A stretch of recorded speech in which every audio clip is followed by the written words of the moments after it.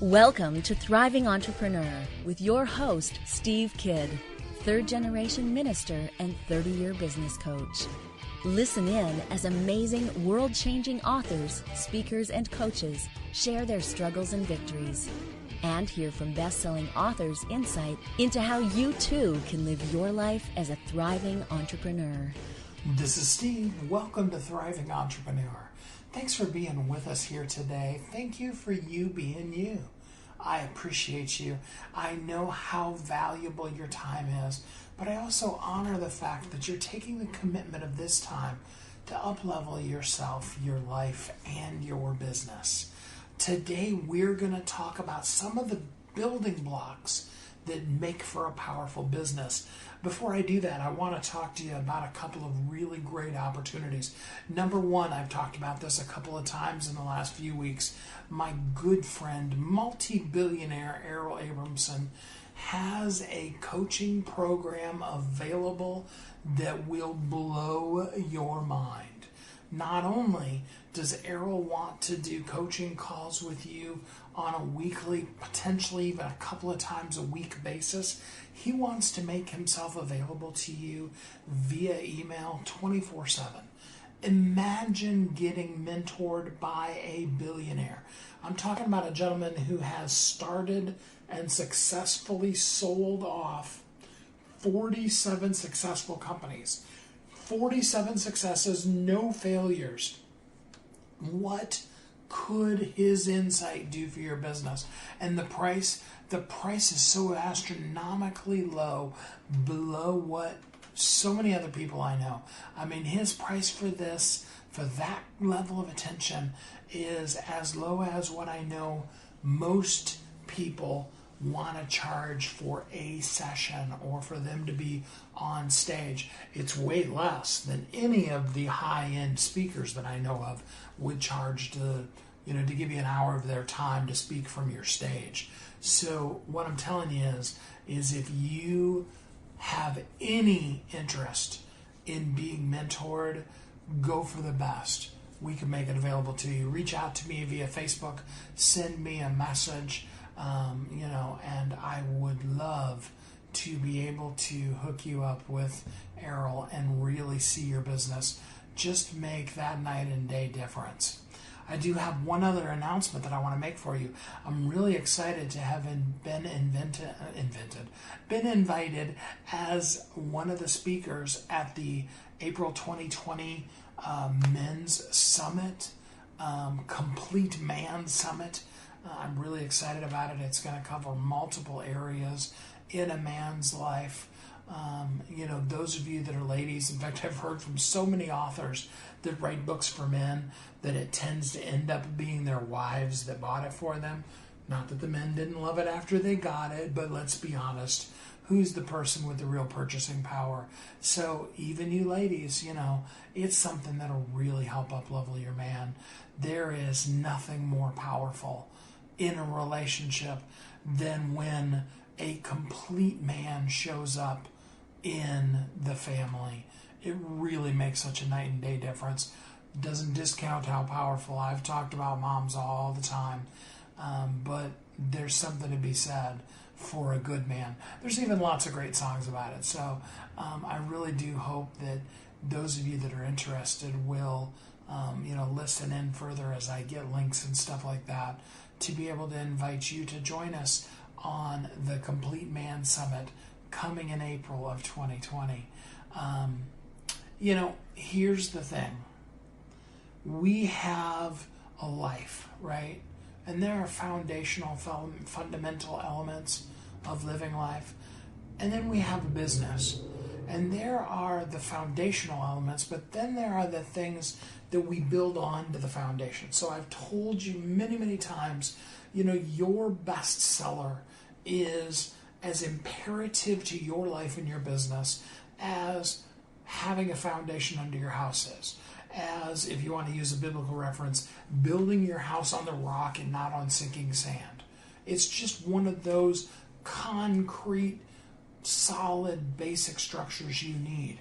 But there are then building blocks that go on top of that foundation that can really make for a strong and powerful, successful business. And so today I've got a couple of really great guests, and we're going to talk to you about some of those building blocks that can really increase the power of your business. It doesn't take much, but it can be really amazing when you learn just a few little tips and tricks on things that you really do want to take care of. Most everybody that I know is very passionate about the things we're going to talk about today. Things like good insurance for you and your family, as well as options for your employees. Things like having a brand story that makes sense. Not just putting any old message out there, but really having an online presence that is promoting yourself and your business in the way that you want to. Those are a couple of the building blocks we'll be talking about today as we go through, and we really hopefully light you up on some of the things that you need to now reach over to the tools, to the equipment pile, if you will, and add on to your solid foundation of being a best-selling author so that you have a strong, powerful, resilient, and growing company. I love it when people's companies are growing. I love going online.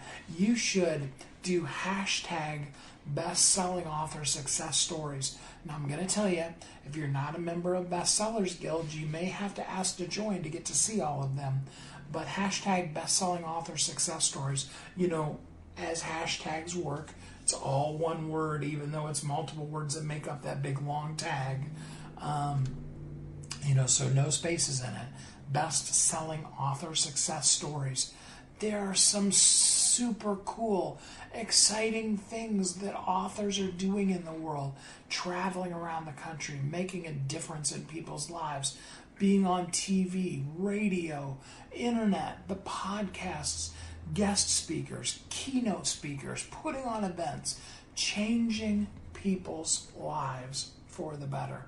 I love being involved with that, and I really do love being part of Bestsellers Guild and seeing you grow, seeing people's businesses build, take the building blocks, the guests from this show, the things that come, the doors that get opened to you when you are now a best-selling author, and really, truly, dynamically building an explosively exciting business. It's so cool to be part of, and I really thank all of you for the honor to get to be a little piece of that, both here on the show, bringing you people, or when I do Facebook Lives and I talk to you just some of the things from my heart, or of course when we help people become best-selling authors. It's really, really cool to see what can come, what can be built on the foundation of that.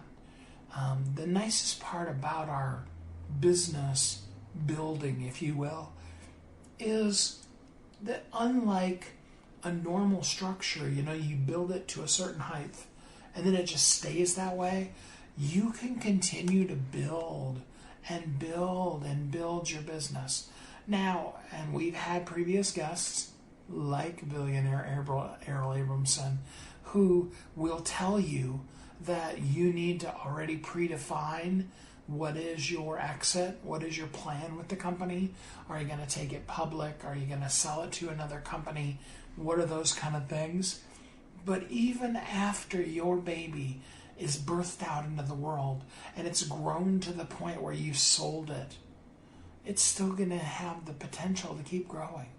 Isn't that exciting? I mean, isn't it cool when we look at our kids and we see them, and now they're grown adults, for those of you that your children are the age like mine are now, and you see them out there in the world, and sure, they have struggles, right? We still have struggles at our age. Of course they're having struggles in their 20s and their 30s, but it's fun to also see the really cool things that are happening in their lives, right? Isn't that exciting? It's so fun. My daughter Amber, many of you know her. Facebook popped up a thing that said it was our 5-year friendiversary. I was there when Amber was born. I remember that day very, very, very well. And there's a whole long story behind that. We won't get into that right now. But I remember that day. But according to Facebook, we've been friends for 5 years now, right? But it's so fun, because Amber will post pictures from way back when she was just a little tiny baby. My little Amber. And then to see her, and now her kids are getting so big too. I just want to put bricks on all of their heads and make them smaller, right? But it's cool to get to watch them grow. And the same thing is true with your business. It's really cool to get to see each new building block make that business bigger and bigger. My hope for you is that this business that is your baby, that you birthed out of the world, that at some point it grows even bigger than you could even imagine. Remember, here's going to come third generation minister Steve for just a second. God can do exceedingly abundantly above all you can ask or even think. Now, I don't know about you, but I have a very, very good imagination. So if it's exceedingly abundantly above all of that, wow, talk about limitless potential. I really hope you can grab a hold of that. I hope that you have pen and paper, that you're ready to learn some stuff today, that you're ready to really grow and advance your life and your business as we look at a couple of the basic building blocks that'll take your little business to a whole new level as you make use of them. So if you're ready to take the next step in your journey of being a thriving entrepreneur, let's take a quick commercial break, and then we'll be right back with our awesome guests here on Thriving Entrepreneur. You've heard Kathy and I talk about it. You've seen the workshops. You have watched as others of your friends have become a best-selling author. And now it's your turn. Let me ask you this. What would being a best-selling author do for your business? Over 80% of people surveyed said that they want to write a book, which means that if you're listening, you probably are one of those people. Now is your time because you have a message that needs to be shared. That message is not for you. It's not for your ego. It is because it serves other people. Kathy and I are here to help you share your unique brilliance with the world. All you need to do is go to WeHelpYouThrive.com, check us out, and find out how you can be a best-selling author today. Welcome back to Thriving Entrepreneur. This is Steve. Welcome back. Thanks for listening to Thriving Entrepreneur today. Let's dive into it. Let's talk about some building blocks that can and will make your business better. The question of health insurance may be one of the biggest problems, let's just put it that way, that all of us face, whether we're in business or not. It's a huge thing right now. And there are some opportunities for both individuals as well as small business owners. I don't know anything about it, but I've got the man here that can help us out. Join me in welcoming Thomas Rock Lindsay as he talks to us about health insurance. Thomas, how are you doing today? I'm doing fantastic, Steve. Thank you very much. Absolutely. So give us just a little insight into who you are and what got you into the arena of healthcare solutions. Yeah, well, I am by trade an HR insurance expert. So I've been in this industry since 1993 in what's called the professional employer organization industry. It's where we take over, the role of an employer for small and mid-sized businesses to help them comply with all of the regulatory laws that they face as an employer. So we do payroll, HR, employee benefits, work comp insurance, workplace safety, etc. I've done that for, like I said, since 1993. And then in 2016, I decided to switch gears and go into the sales side of the business. And during that process, I went from being, the COO of a large company to working for myself, and went out looking for health insurance. And I was shocked at what I found, how unaffordable, how poor a value the whole that it was. I actually went uninsured for a little while as a result because it was so ridiculously expensive. So that kind of put me on the path of trying to find a solution. And I ran into my old business partner, and he introduced me to a concept called medical cost sharing. And me being an insurance guy, I thought, oh, that's nice, but it's not insurance, and you shouldn't, you shouldn't go without health insurance. Well, the cost pressures kind of got me thinking that, hey, I at least should give this a chance. I should dig into it, find out more about it, which I dove in. I spent 10 months really learning everything I could about it. And at the end of the day, it turns out to be actually a lifesaver. It's actually a tremendous value, extremely affordable, and it's just one of the many ways that we're able to kind of disrupt the status quo in health insurance, and bring an affordable solution to the masses. So that kind of became our, we partnered up on the concept, and it became a business for us. So we actually have a product called Pure Health, and it's a medical cost sharing solution that we're bringing to entrepreneurs, small business owners, kind of to help them solve that affordability dilemma, which I originally set out to solve for myself. So that's how I got here. So, especially these days, health insurance is so convoluted, but it sounds like you have an elegant solution. Let's start off with some of the basics. Explain medical cost sharing to somebody who maybe doesn't know what it is.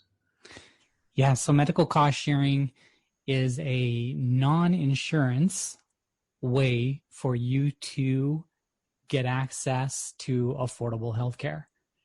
So, insurance is just kind of one way to pay for healthcare, right? This is another way. This is it's a community of individuals who get together and agree to share in each other's medical expenses, and it's been happening for a long time in the religious realm with health sharing ministries. And these have been around for about 30 years and have been working extremely well, serving the various members of different religious organizations.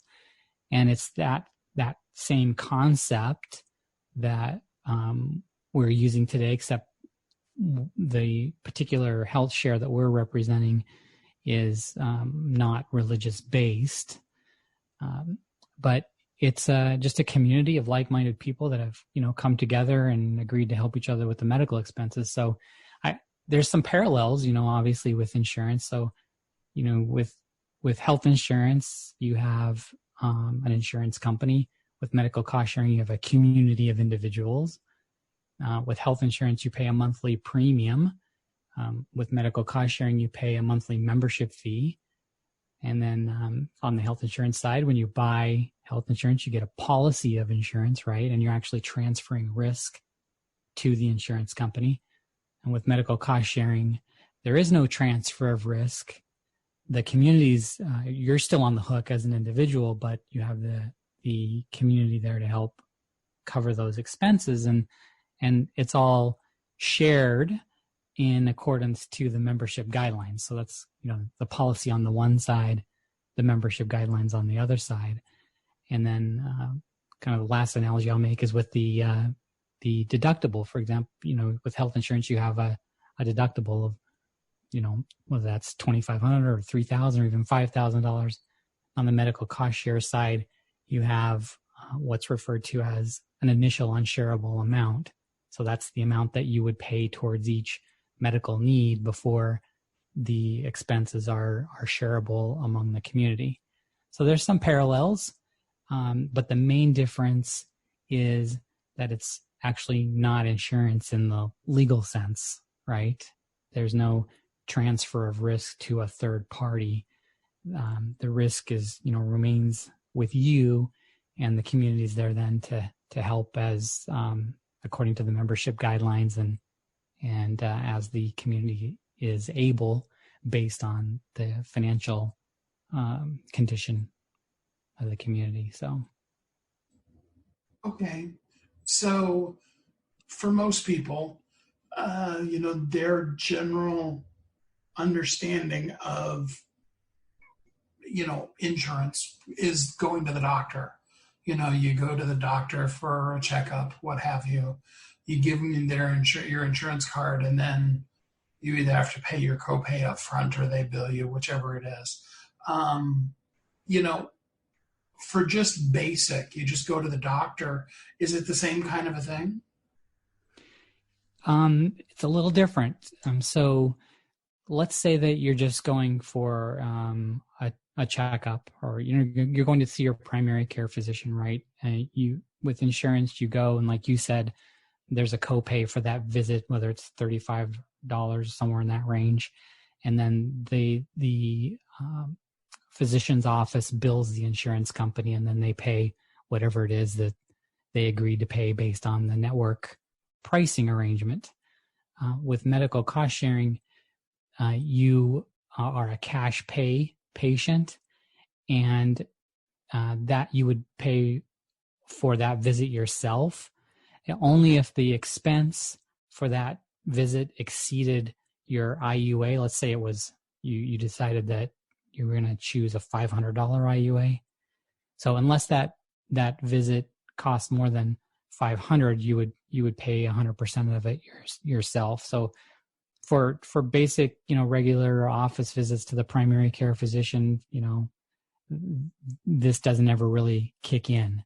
It's not until you reach that threshold for the IUA. So on the flip side, let's say that you have a child and they have an ear infection, and you go into the pediatrician, and then there's a specialist visit, and then a surgery to insert tubes, and some follow-up visits, etc. Something like that would probably end up costing around $3,000. And if you're on a large deductible health plan, you would probably be paying most of that yourself. Whereas if you were in a medical cost share arrangement and you had chosen that $500 IUA, then you would pay, the total experience would cost you $500, and the rest would be shared among the community. So there are, if you have lots of primary care visits throughout the year and lots of different individual medical needs that don't reach the IUA, then you're going to spend less out of pocket with your insurance with the copay.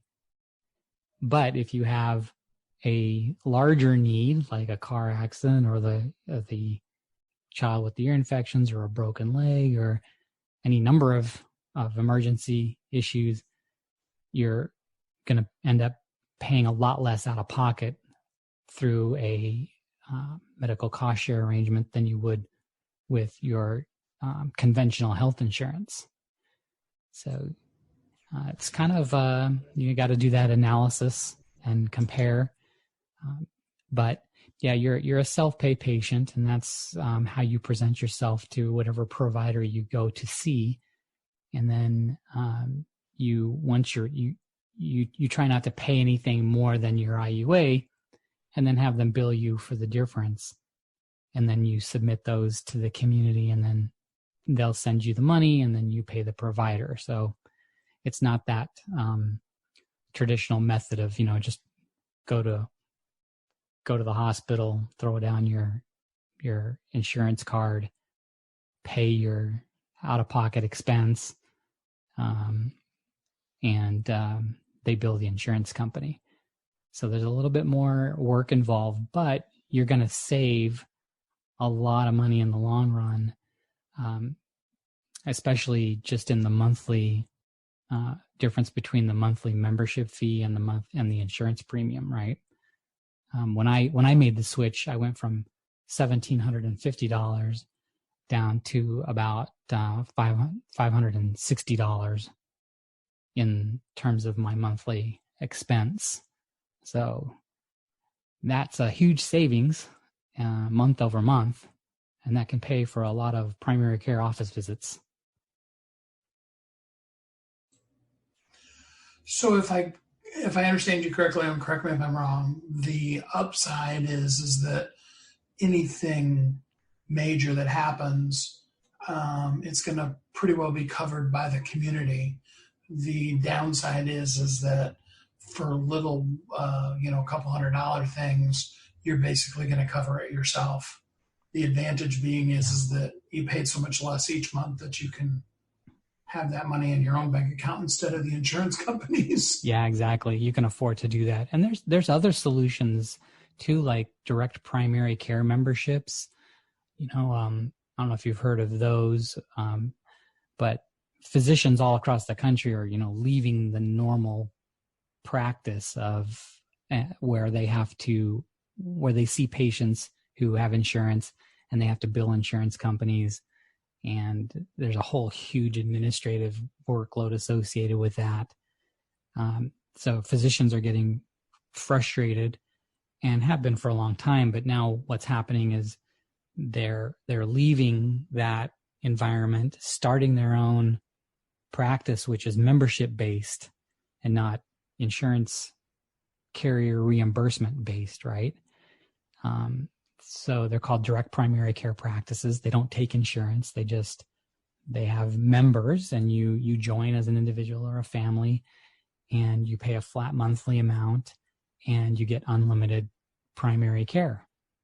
In fact, there's one near me where I think it's like $135 for a family, and you basically join a primary care practice as a member, and you get much better treatment because your office visits are longer. You're a member, right? You're part of that primary care physician's practice and family, instead of just an insurance based customer where they've got to see a high number of you every day in order to pay all the expenses. So you combine the two of those. Exactly. And the sharing one is going to cover hospitalization, those kind of things. And then the membership is just your day-to-day stuff. Exactly. Yeah. You got the primary care membership for all the, what it essentially ends up being, maybe 75 or 80% of all your medical care anyway. It all kind of falls within that primary care or, urgent care, i.e. colds and, the normal stuff, right? And then you have the medical cost share arrangement, like you said, for the surgeries and for the hospitalizations and for the big emergencies. Yeah. So it sounds like there's a lot of nuances to this, and it would be really helpful to have somebody kind of help you through it. So what can you do to help people? What would be a way that they could reach out to you and have you walk them through all the landmines that are obviously out there for this. Yeah, we have a website is Got Pure Health. It's GOTpurehealth.com. And you can go there and get in touch with us. You can schedule a call and or send us an email. We're here to help in any way we can. It's kind of our mission, to kind of we are determined. This is the word I'm looking for, to solve this health insurance affordability dilemma for entrepreneurs and small business owners, the self-employed, because that was a situation I found myself in after leaving a big corporate job. And so that's what we're all about. GotPureHealth.com. You can also connect with me on LinkedIn, and we're on Facebook as well under Got Pure Health. That is awesome. Thomas Rock Lindsay, and you can get a hold of him at gotpurehealth.com. Thomas, I appreciate you spending so much time here with us on the show today. Hey, Steve, thanks for having me. I really appreciate it.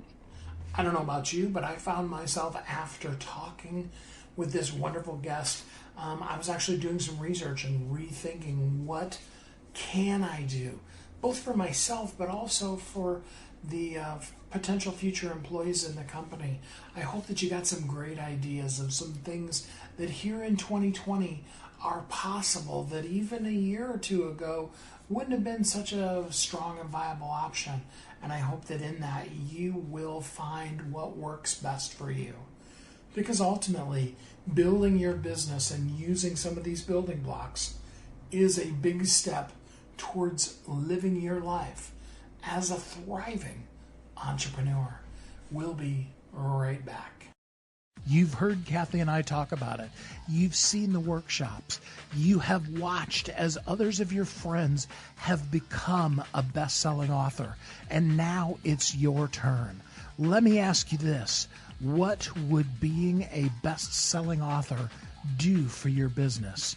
Over 80% of people surveyed said that they want to write a book, which means that if you're listening, you probably are one of those people. Now is your time, because you have a message that needs to be shared. That message is not for you. It's not for your ego. It is because it serves other people. Kathy and I are here to help you share your unique brilliance with the world. All you need to do is go to WeHelpYouThrive.com, check us out, and find out how you can be a best-selling author today. Welcome back to Thriving Entrepreneur. This is Steve. Welcome back. Thanks for listening to Thriving Entrepreneur. In the last segment, we were talking about health insurance and options for yourself, for your family, possibly even for the contractors and employees in your company to help them stay fit and well as well, right? And so now in this segment, we want to jump into a couple other of the building blocks that really truly make our business strong and can help us build that powerful structure, that thing that we dream of. Are you ready for more? Hope you're ready to take some notes. Let's go. Many of us know that we want to start a business, but we've been conditioned to believe that until you go out and you do a large round of venture capital funding or you do a huge Kickstarter campaign, there's no way you can even get started in business. Today, I've got a great guest that's going to help us figure out how there are opportunities everywhere and how you can connect to your opportunity right now today. Join me in welcoming Prady Tewarie. Hey, Prady, how are you doing today? Hey, it's going fantastic. Thanks for having me on the show. Absolutely. So tell us a little bit about your background and what got you started in business. Absolutely. So my background and probably why I'm on this show is that I started a business very early on in my college days. When I was 18 years old, I started my first business. And it was a business that I had started, really not a lot of knowledge or experience or, not a lot of any funding at all. And I was able to scale that business to a point where I was able to sell that business, which was my first business ever that I'd incorporated. And that story of me starting a business, scaling a business, hiring people kind of traveled across campus and also became part of my personal brand. And over time, I have done this several times and been able to make a career out of scaling small businesses and then really bringing them to the next level. And after college, I went to law school and I focused a lot of my attention on startup law. And today, I own several businesses and I'm on a mission to impart this knowledge to a lot of people who feel like when they speak about entrepreneurship, it's about trying to have to raise a ton of money or having all the answers. And you have to be super well funded. And I want to explain to people that there's a lot of opportunity that they can capitalize on. And what entrepreneurship really is about using your resources and stretching them as far as possible, but also trying to think about certain key elements which every person can do that doesn't cost any money, to think about how and when and where and why they should start their business that's going to propel them towards success. And that's what I want to share. So with the businesses you've started, what is probably the number one thing that comes up in people's minds why they don't jump into business quicker, sooner, faster? I think the biggest thing is that people want to start tomorrow and they feel they need to have all the answers. So when it comes to business, just like in anything in life, right? People feel, okay, well, this is not the right time, or I don't have enough money, or I don't have enough information. And I think this is this over analysis that causes a lot of paralysis, right? So you have people that created the business plans, they do the brainstorming, they go to the networking events, but they just don't pull the trigger. And in life, you'll always learn more by jumping in the game than watching from the sidelines. And so one thing that stops people is like they feel afraid to just start. And there's a lot to be said about, talking about starting a business. And why they don't why is there fear? Because I feel like they feel, it's a lot of risk. I mean, starting a business is a lot of risk. You're going to spend a good majority of your time, building this business. And if it's a business that goes well, and if you succeed, then chances are it's going to be probably one of the only things you're going to do in your life. So you have to like it. And it's a big risk. And I think a lot of people feel, well, I don't know if I'm totally ready for this risk yet. So let me just do a little more research. Let me talk to a few more people. Let me get a little bit more money. And then over time, unfortunately, you haven't really garnered any experience, and you get better at business by doing business. Like you get better at a bench press in the gym by bench pressing. You get better at a deadlift by deadlifting. Like you have to go through the motions, and there's only so much you can learn from, listening to podcasts and reading books. I'm all about that. I think you should be educated, but at some point you're going to have to take action. It's so important to step into the court. So what would be the low-hanging fruit kind of things for somebody who doesn't have a lot of previous business experience? There would be some examples of kind of businesses that they could just jump into right now. Yeah, I mean, there's so much opportunity around us. One of the things with e-commerce, there's Amazon, there's eBay. And I think the big takeaway from this is there's a business that you can start literally everywhere. And when you ask people, what's the most important thing? Is it raising capital? Is it having the right team? Is it the right product? And to be frank, all those things are important. And depending on who you ask, they'll give you different answers. If you ask engineers, they'll say, well, the product is everything. If you ask the mainstream media, they'll say it's your team. Like you have to have a great team because that makes great stories, right, in the press. But if you ask me, from all the years I've been doing this and now even investing in companies, the most important thing to think about is there a market for what you're trying to solve? Because you can have the best employees, the most amount of money, you can have the really a killer product with all the features. But if there's no market for it, then there's no business. And that's really important. So the business that you should start is a business where you feel like there's a big enough market and there's actually market demand for what you're building. And number two, it's a business that's easily accessible to you. So what I would mean by that is you have some sort of insight, you have some sort of knowledge that other people who are trying to build solutions for that in that market, they just don't have that unique insight. They just don't understand it really. Maybe you have some insight or industry experience that current people are not incorporating in their solutions right now. And those are the types of businesses that I think people should start. Like for me, it was in health and fitness and in dietary supplements. Like I was always into training and working out. And when I combined that with my entrepreneurial knowledge, I was able to build a lot of very strong businesses because I had an into that business. I knew that market, but I was also able to see it in somewhat different light than any of the others were seeing it. And they were incorporating their solutions. And so, you're asking what's the low-hanging fruit? The low-hanging fruit is, number one, find something where there is actually a market, like people actually want your products. And number two, find something that you're passionate about, but not only about it's being a hobby, but do you have a unique perspective or a worldview about this specific solution that no one else has? And if that's the case, then, it's worth a try. That's really great insight. So I pick a niche, I do a little research, find out that, there are people interested in it, and then I'm ready to get started. What should day one look like? What's most important? Yeah. So the most important thing to figure out is, okay, so you have a market, you say, okay, people care about this product. So there's a couple of things that I always ask is, number one, how many people have this problem? Number two is, do people know that they have this problem? Number three is, if they know they have this problem, how much are they spending to solve this problem?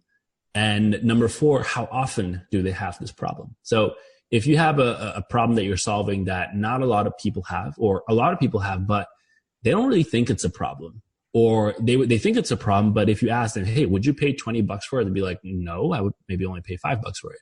Or if they have a problem only like once a year, or like once every 7 years. Let's say, for example, buying a car in America on average, like people buy a car every 4 to 7 years. So it's not a problem that people generally have. So websites that allow you to buy cars are pretty bad because there's not a lot of innovation there, because people don't have that problem on a consistent basis. So should you start a company where people can buy cars on websites where people can buy cars? I mean, it might not be the best idea because people don't have that problem very frequently. So you have to answer those set of questions. And I think where a lot of entrepreneurs go wrong sometimes, even beginning ones, especially beginning ones, we think that we can create market demand. Like we can generate desire. And there's a lot of things in life that you can negotiate. Negotiation is a good thing. Like you can negotiate better salaries, like you can negotiate better terms and deals. In business, negotiation is important. But there's a couple things in life you can negotiate, and one of them happens to be desire. It's either there or it's not. And so by building the best product ever in the world, like you can't generate desire. If people don't want it, they don't want it. So all what you can do as a business owner, as an entrepreneur, is to satisfy that desire in a most efficient manner possible for your consumers. That's all you can do. You can't create, like you don't create market demand. Like Facebook didn't tell people, hey, go and connect with your friends and family members and care what your peers are doing. People already did that for thousands of years. Or Uber didn't tell people, hey, travel from point A to B. People were already traveling for so long, right? So they didn't create new market desires. They just satisfied them more efficiently than ever before. So I guess those are the range of questions that I would first start asking. And then say you have identified a niche. You say, okay, I want to go all out. The first thing that you should do is you should build a very basic product, just a viable product. And you have to get it out there. You have to launch. And the minute you launch, you need to be a ninja on talking to your customers. If you ever get stuck in life, in your business, and you don't know what to do, it doesn't mean you need to hire consultants. You don't have to watch every podcast, every YouTube, or listen to every podcast, whatever. Talk to your customers. And the business owners that talk to their customers and have a direct link to their customers for every iteration, they'll be the ones to succeed. So my answer to your question is find a viable market. Once you find a viable market, launch, build something viable and launch as quickly as possible. And then last thing is talk to your customers all the time. I have a system, even in my businesses right now, we have thousand pound customers. I talk to at least 50 to 60 customers every week. Every week I schedule a call with them on my Calendly. And that's really important to me because I know when I have to iterate in the next product, I know exactly what they're looking for. That's good stuff. So, a person listening that really wants to jump in with this, I know you gave us some really great advice, but just narrow it down to one thing. What is the number one first thing that a person should do right now after they stop listening to this recording to really get started in their business? Yeah, this is I love this question because I always want people to take something away and apply it right away. So the first thing you should do is you should ask yourself, okay, do you want to be an entrepreneur? It's a whole different topic whether you want to do it or not. Say you decide, yes, this is for me. The first thing after that you should do is throw away all of your own biases about what you like and what you don't like. Stop thinking about yourself. Like, you don't matter. What matters is your customers. So start thinking, what market do you want to tackle? And the first thing you should do is to figure out whether people actually care about the problem that you want to solve. And that's the first thing. You should be obsessed with market. Market comes first, team and product comes second. And people forget about this. They build products for markets that don't really care or kind of care. And what we see in America is for a lot of small businesses, they have products for people that people kind of care about. And they will do well when the economy is great, but the economy is kind of like the businesses don't really do well, or they don't continue to scale because it's not a product that people really need in their life. So try to find out what is it that people really need in their life. Go on, if you want to start something on Amazon, go on Amazon and look at what products are really crushing it. Which ones are people really need? It's probably going to be something about focus. Like, people need to be focused because they got to go to work. Is it going to be an accessory product that people really need? And tackle those things. When you have a small company, are you better off talking to customers and telling them about a problem they don't really have? Or is it better off talking to them about a problem they know they really have, they're suffering from, they're basically mixing 2-3 solutions together to try to solve it, and you come there and say, hey, you have this problem, I have a better solution for it.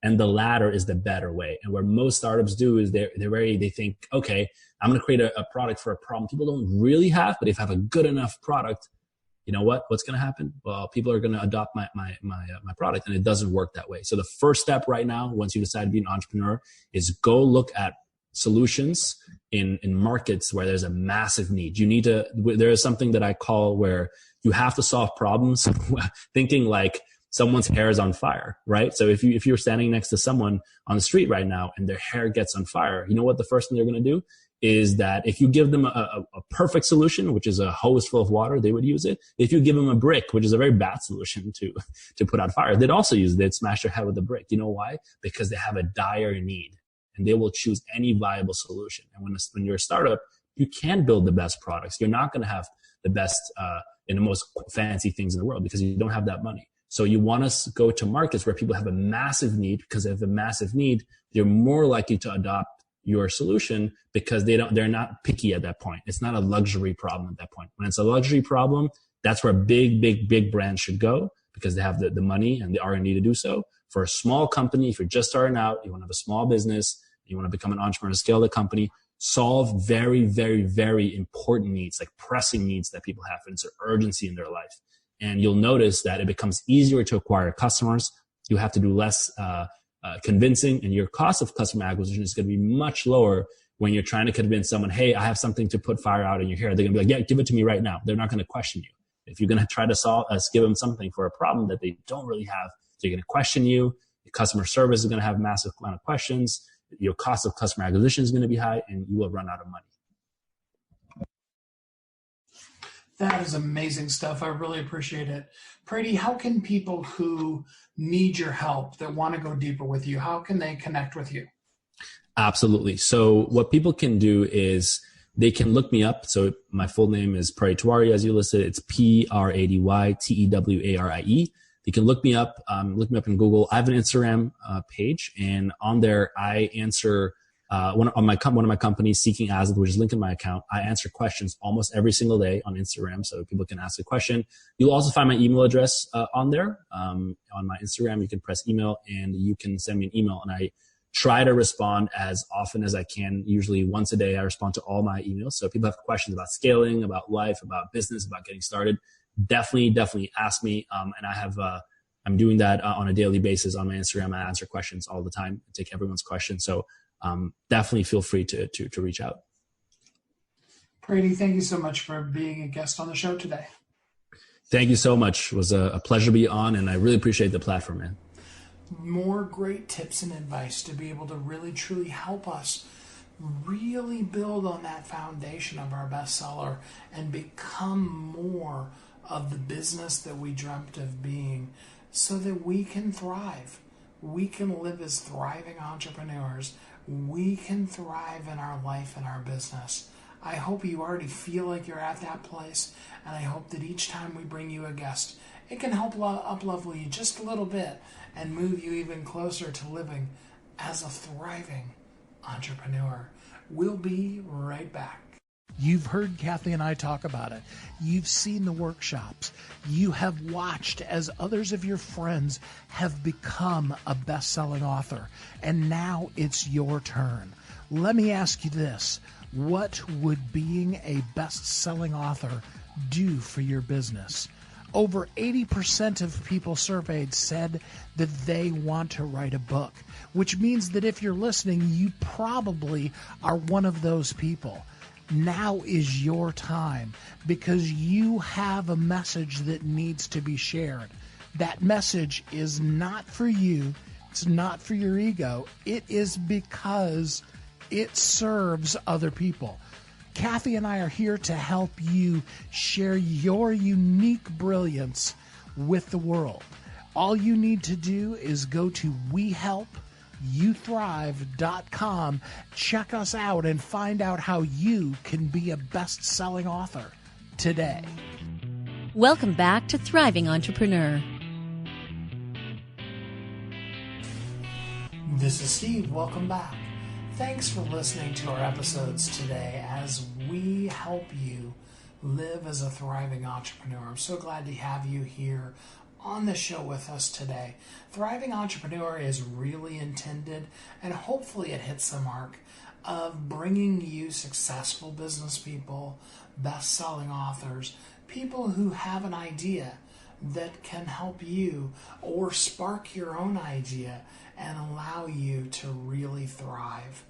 I love that word thrive. I love when, way back, I was looking through, a thesaurus, I think, actually, at powerful words, and the word thrive just jumped off the page, and so I've never regretted. I always love having a show called Thriving Entrepreneur.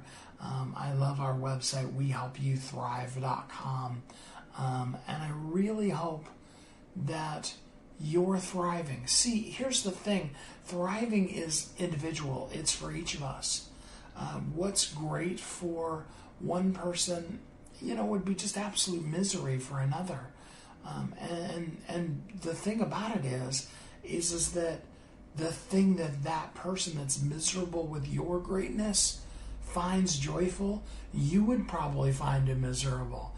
It's the problem we run into when we try to begin to classify our thriving by somebody else's life. We try to quantify our success by looking at what someone else has done. You see, in the end, whatever somebody else has accomplished has absolutely no bearing on your life. I've shared it with you before. I'll tell you again. At the end of the race of life, when you cross the finish line, it will be you who breaks the tape. You will be the winner of your life. There's nobody else that's going to pass you, outshine you, and somehow win the race of your life. It'll be you there at that finish line. Now the question is, how great of a victory do you want that to be? Do you want it to be one of those victories that people talk about for years? I love it sometimes. I'll be flipping through channels on the TV and a new show will come out. And for the most part, I really kind of like non-realistic when I'm watching television. kind of escapism. But I also really love victory stories based on a real story. Things like Remember the Titans and other ones. Miracle, the one about I think it was 1984 Olympic hockey team. Times when people just beat all of the odds and shined because they were them. They gave up on the concept of trying to be just like somebody else, and they just embraced themselves. I think of the movie Cool Runnings about the Jamaican bobsled team and about how hard they tried to be just like the Germans.